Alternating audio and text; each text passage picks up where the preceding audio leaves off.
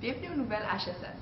Ce soir, nous avons un reportage spécial au sujet de quelque chose qui nous regarde tous en tant que société, mais que nous connaissons plus ou moins.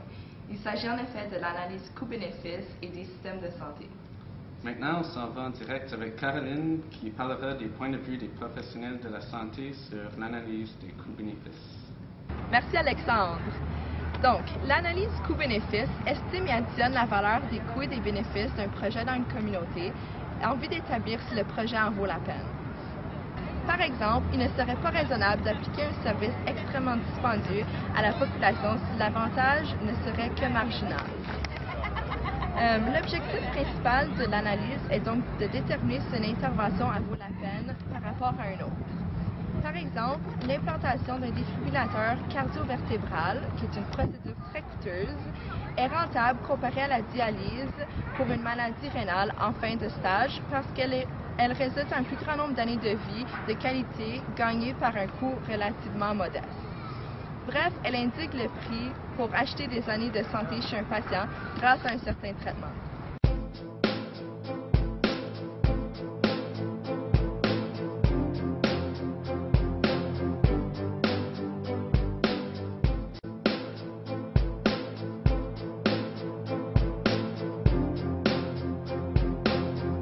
Go.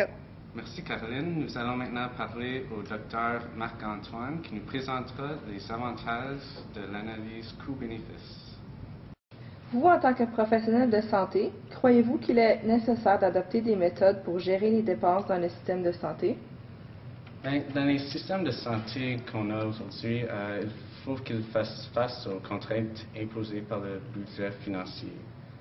Des décisions doivent être prises à tous les niveaux de gestion de soins de santé en termes de dépenses liées aux interventions. Il doit y avoir des coupures pour permettre aux agences de la santé d'aider le plus de monde que possible, surtout dans un climat où les services de santé sont difficiles à obtenir. L'analyse de coût-bénéfice nous permet une méthode qui nous permet de faire le plus grand bien possible avec les ressources insuffisantes qu'ils ont à leur disposition. Go.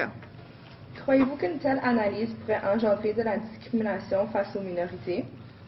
L'adoption d'une philosophie qui s'agence plus avec l'analyse des coûts-bénéfices permettra aux médecins de prendre des décisions importantes avec plus de rigueur scientifique. C'est une philosophie qui éliminerait une partie de la zone grise qui existe avec la prise de décision. Ceux en pouvoir pourront ainsi prendre des décisions se basant sur la maximisation du bien qu'ils prévoient pour le plus grand nombre possible. Dans n'importe quelle situation où il y a conflit en face de la prise d'une décision, on pourrait utiliser l'analyse des coûts-bénéfices pour en venir à une décision qui se base sur des faits et des données brutes dans le but de maximiser les biens. Ceci permettra à celui en charge de la prise de décision à mettre des questions de moralité et de religion de côté pour ne regarder qu'aux données qu'ils ont en main.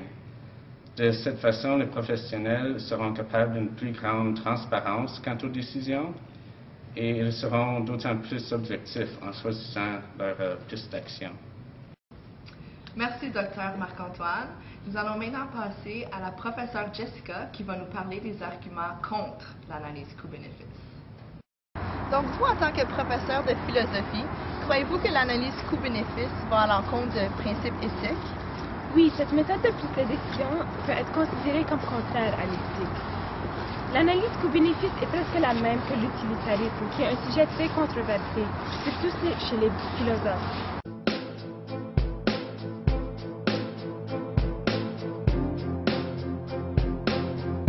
Dans un système utilitaire, tous les patients en phase terminale ne recevraient pas beaucoup de soins médicaux afin de préserver des ressources et de l'argent pour les patients qui ont une meilleure chance de survivre. Ceci peut être considéré comme le suicide assisté involontaire, le meurtre par des professionnels de santé. Ces individus seraient négligés consciemment par les seules personnes qui pourraient les soigner.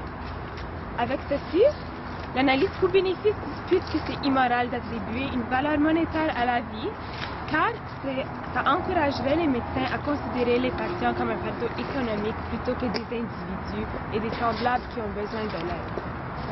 Donc, pour conclure, l'analyse coût-bénéfice peut mener à des dérapages si seulement l'aspect financier est considéré, mais est nécessaire pour les prises de décision dans notre système de santé.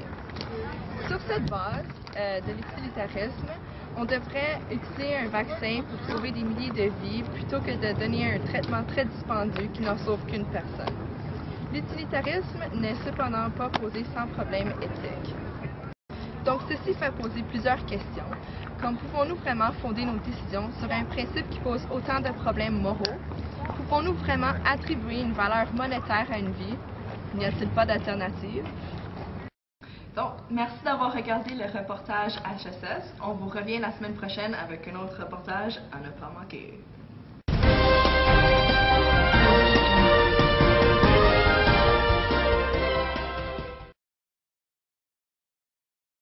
Posé sans problème éthique.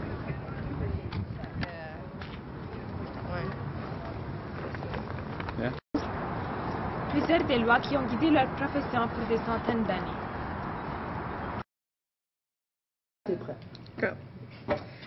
Croyez-vous qu'il a... Oh, shit, non. Je suis pas la bonne. Pensez-vous que le nana... Oh,